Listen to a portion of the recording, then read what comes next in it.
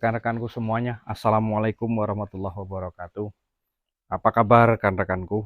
Kali ini masih di jalur kita, yaitu di dunia peternakan kita yang kita geluti, yang kita urusi, yang kita yang kita tekuni hingga saat ini. Memang kita masih terjun ke dunia puyuh ini. Sudah berapa tahun? Ya mungkin banyak pertanyaan rekan-rekan yang seperti itu. Saya terjun itu sekitar tahun 2016 ya. Tahun 2016 saya, sehingga mungkin sekitar 8 tahun ya sudah saya kotak-katik di wilayah perpuyuhan ini. Nah, tentu rekan-rekanku semuanya di sini saya akan menjawab pertanyaan dari netizen. Ini yang sudah lama sekali pertanyaan ini melalui website ya, melalui WA. Ini sebenarnya sudah lama pertanyaan, cuman belum saya jawab-jawab karena ya mungkin kesibukan saya, mungkin juga ya karena saya menjawab pertanyaan dari rekan-rekan itu yang saya anggap di mana itu langsung secepatnya itu yang perlu ditolong, secepatnya yang komentar itu, secepatnya yang vlog itu harus cepat diterima dan itu cepat mungkin kalau memang ada yang bagus mungkin bisa dipraktekkan, kalaupun memang enggak ya silahkan saja, enggak apa-apa. Jadi gini, ada pertanyaan ini rekan kita, ini asalnya juga saya kurang tahu juga karena tidak menyebutkan asal. Hanya pertanyaannya hanya simpel saja. Kenapa Pak Edi terjun ke dunia YouTube hanya untuk mencari kenapa saya terjun ke YouTube? Pertanyaannya gitu kalau nggak salah. Kenapa saya terjun ke YouTube dan itu hanya membidangi masalah puyuh? Gitu, karena mereka beranggapan ilmu yang saya turunkan, ilmu yang saya berikan, pengalaman ya, bukan ilmu ya, pengalaman yang saya sampaikan ke YouTube ini kan untuk kepentingannya kan luas ya. Kenapa kok bisa sampai seperti itu gitu? Ini pertanyaan yang sangat cerdas sekali. Ini mengenai masalah kepribadian saya, kenapa saya terjun ke YouTube. Ya, gini ya. Saya terjun ke YouTube ini dari tahun 2017 kalau nggak salah. Itu hanya beberapa video dan terus kemudian 2 tahun, 3 tahun, 5 tahun nggak aktif ya. Terus kemudian baru 8 bulan atau 9 bulan inilah saya aktif. Setahun lah, kurang lebih setahun saya aktif lagi ke dunia YouTube ya, menjadi kreator. Jadi sebenarnya gini kawan-kawan, saya mungkin ya karena kawan-kawan yang di Jambi ini sering kali ada permasalahan, itu ngadunya ke saya, permasalahan puyuh dari permasalahan bibit itu awal-awal sering mengadu ke saya, dan kemudian rekan-rekan juga menyarankan, Mas Edi buka channel aja dah nanti biar kita supaya enak gitu. Agar supaya rekan-rekan itu terbantulah, kasihan mereka yang belum kenal dengan Pak Edi tetapi sudah eh, salah dalam beternak gitu. Jadi saya juga belum terpanggil waktu itu. Saya belum mau gitu. Karena ya kita harus berani resikonya kalau kita sudah turun ke YouTube. Ya, komentar netizen yang enggak tahu, pasti yang enggak tahu tentang dunia puyuh, tentang perkembangan, yang hanya taunya sebatas mungkin air kobokan dikira samudra. Nah, itu kan nanti kan komennya kan pasti bermacam-macam. Terus kemudian netizen ini kan nggak tahu tentang permasalahan ini, tiba-tiba komentarnya pedas ya, kayak cabai rawit gitu. Ya itu harus siap mental juga. Kalau kita siap dikritik dengan yang pedas gitu kan. Padahal kan apa yang kita sampaikan kan berdasarkan pengalaman, dan saya itu kalau diukur juga saya hanya seorang peternak, petani biasa gitu. Jadi kalau untuk pengalaman sekolah kita harus sarjana mendalami sarjana peternakan itu enggak, saya bukan. Saya hanya seorang ya biasa saja gitu loh. Nah, terus kemudian kenapa saya yang timbulnya kemauan untuk terjun ke dunia YouTube? Yang pertama itu Saya pernah kasihan dengan kawan-kawan ini, ada 5 kawan yang di sini ini ternak tutup, trauma sampai sekarang. Setelah saya dekati, setelah saya ajak ngobrol, apa alasannya tutup? Yang pertama, modal sudah keluar banyak. Ini rata-rata 5 ini penyebabnya sama, Pak. Penyebabnya sama. Yang pertama, modal keluar banyak, hasil nggak imbang, hasil nggak sesuai. Untuk beli bibit itu sudah salah gitu. Artinya masuk ke peternak yang dalam tanda kutip nakal itu tadi. Gitu. Jadi dia beli bibit, di situ di umur rata-rata itu umur 2 minggu. Itu bibitnya masih campur, Pak. Bibitnya masih campur. Nah, begitu nanti dia pembesaran, di umur 30 hari ketahuan mana jantan mana betinanya, baru ketahuan, banyak berkokok. Ada yang ngambil bibit itu 600.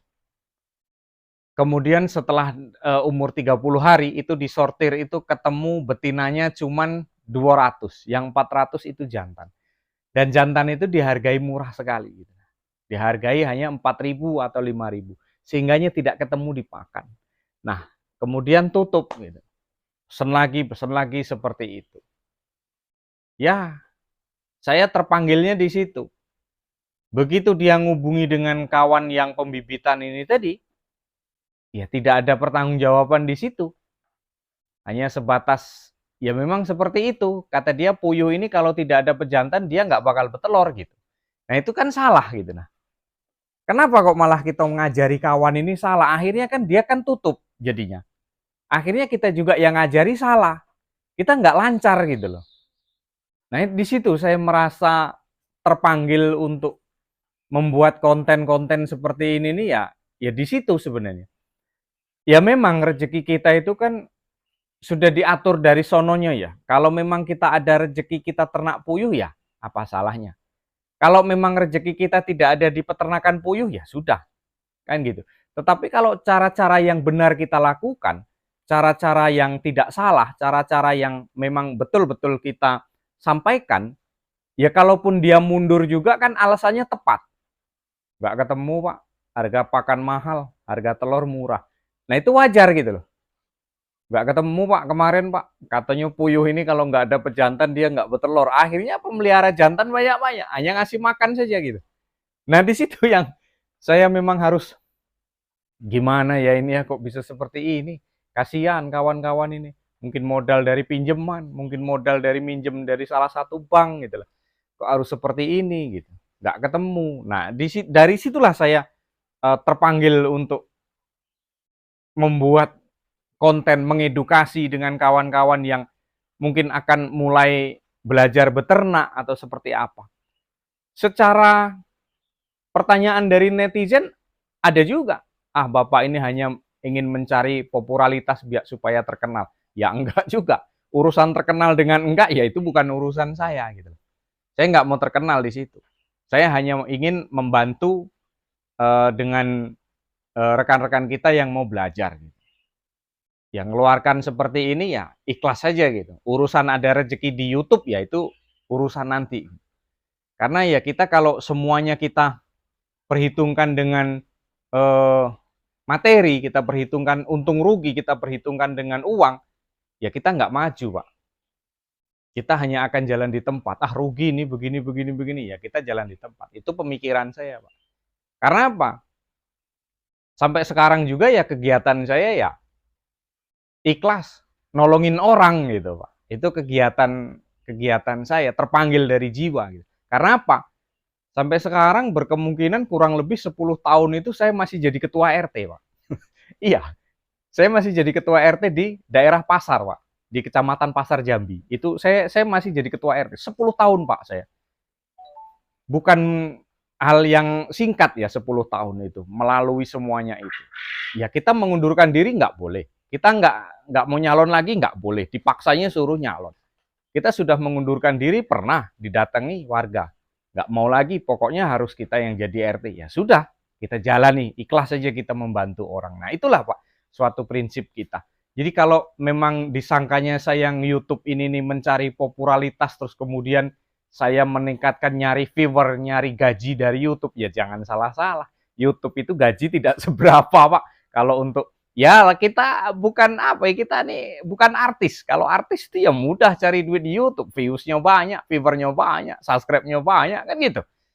Ya kalau kita ini hanya sebatas ikhlas bikin konten agar supaya rekan-rekan yang ini belajar kita permudah gitu saja. Urusan nanti ada rezeki dari YouTube ya itu lain lagi, Pak. Wallahu a'lam bishawab, kan gitu. Itu urusannya urusan Allah, kita memberikan rizki dari pintu mana-mana ya. Kalau memang ada rezeki dari YouTube apa salahnya? Kita tidak menutup kemungkinan seperti itu, Pak. Nah, rekan-rekanku semuanya, itulah tadi jawaban saya kenapa saya harus turun gunung untuk membuat konten, untuk belajar kreator.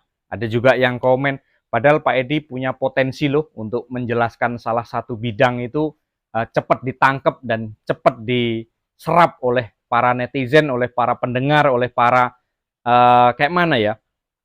Pokoknya omongan Pak Edi itu enak lah, siapapun bisa cepat menyerap dengan berbagai penjelasan yang sangat singkat, tegas, lugas. Itu banyak yang komen seperti itu, banyak juga. Tetapi ya ini ya seperti ini saya gitu.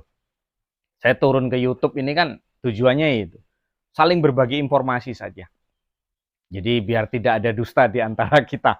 Jadi mengungkap, mengutip kebenaran ya, walaupun kita terkadang ingin menegakkan kebenaran itu ya pasti, lika-liku jalan itu pasti, kan gitu.